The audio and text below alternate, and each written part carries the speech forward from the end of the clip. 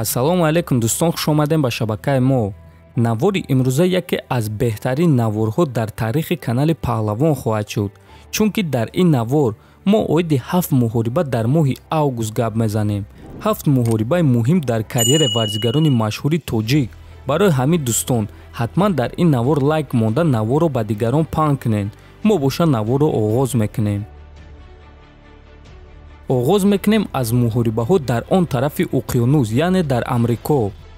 аллакай рӯзи 14 август дар ташкилоти PFL Гран-при полуфинали вазни сабук баргузор мегардад, ки дар он варзигари тоҷик Лоиқ Раҷабов бо рекорди 14-3 зидди варзигари парагваӣ Алекс Мартинес бо рекорди 8-1 вохоҳад хӯрд ва ғолиби ин муҳориба ба финал гузашта бо ғолиби муҳорибаи Рауш Манфио ва Клей Коллард барои $1 миллион ва камарбанди PFL муҳориба хоҳад бурд.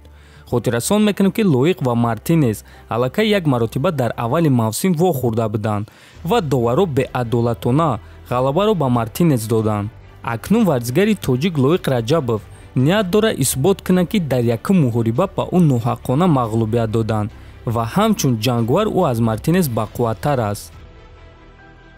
худи ҳамон шаб, яъне шаби 14 август, боз як варзигари тоҷики мо Некрӯз Мирхоҷаев дар Амрико дар ташкилоти Беллатор баромад хоҳад кард. шаби 14 август дар турнири Беллатор 264 варзигари тоҷик Некрӯз Мирхоҷаев бо рекорди 5-3 дар қафас бо варзигари амрикоӣ Ҷеймс Эдкок бо рекорди 7-4 вохоҳад хӯрд. хотиррасон мекунем ки муҳориба дар вазни ним сабук баргузор мегардад. ин сеюм муҳориба барои Некрӯз дар ташкилоти Беллатор мешавад. Мирхоҷаев аллакай 2 маротиба дар ин ташкилот баромад кардааст. дар як муҳориба ғолиб ва дар дигараш мағлуб шудааст. рақиби ӯ Ҷеймс боша бори аввал дар ин ташкилот баромад хоҳад кард. рӯзи 14 август боз як муҳорибаи дигар дар Амрико бо иштироки муҷзани машҳури тоҷик Меҳрубон Сангинов баргузор мегардад. варзигари тоҷик Меҳрубон Сангинов бо рекорди 11-0 зидди варзигари мексикӣ Хесус Алберто Белтран бо рекорди 17-4 муҳориба хоҳад гузаронд. хотиррасон мекунем ки Меҳрубон охирон муҳорибаи худро рӯзи 22 май зидди Андерс Виера гузаронда бо тариқи нокаути техникӣ ғалаба ба даст оварда буд. акнун ӯро муҳориба зидди рақиби пуртаҷриба Хесус Алберто интизор аст.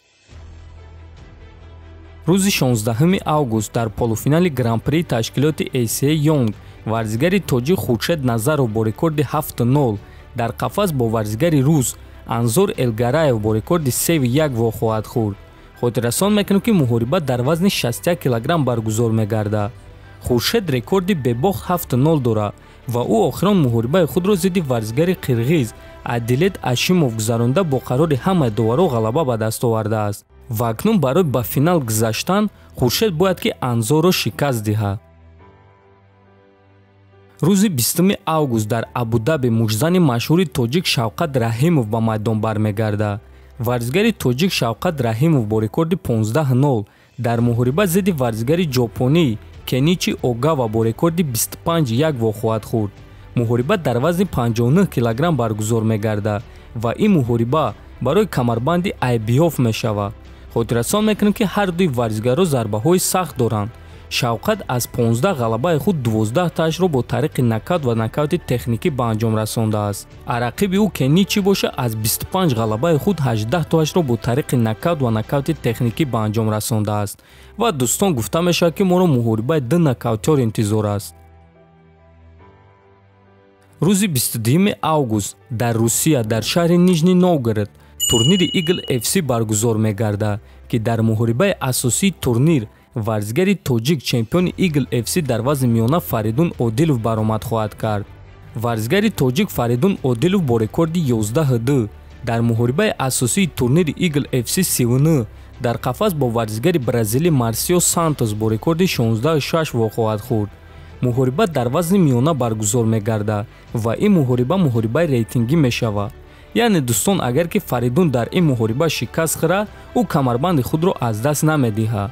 хотиррасон мекунем ки Фаридун Одилов охирон муҳорибаи худро рӯзи 2 сентябр зидди Сергей Калинин гузаронда дар 4-ум раунд рақиби худро шикаст дода чемпиони нави Eagle FC дар вазни миёна шуд. акнун Фаридунро санҷиши нав дар симои Марсио Сантос интизор аст. рӯзи 27 август дар шаҳри Екатеринбурги Русия турнири Open FC 9 баргузор мегардад, ки дар муҳорибаи асосии турнир варзигари тоҷик Фазлиддин Обидов баромад хоҳад кард. варзигари тоҷик Фазлиддин Обидов бо рекорди 6-1 дар қафас зидди варзигари рус Владимир Кузьминих бо рекорди 9-4 вохоҳад хӯрд. хотиррасон мекунем, ки муҳориба дар вазни сабук баргузор мегардад ва муҳорибаи унвонӣ хоҳад шуд. ғолиби ин муҳориба чемпиони нави вазни сабуки Open FC хоҳад шуд.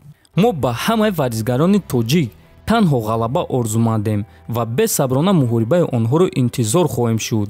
дӯстон, ҳатман дар канали мо обуна шавед, чунки танҳо дар ин шабака шумо аз ҳама хабарҳои нави ҷаҳони ММА бохабар мешавед. видеоҳои навро интизор шавед, то бо зид хонободу сарбаланд бошед.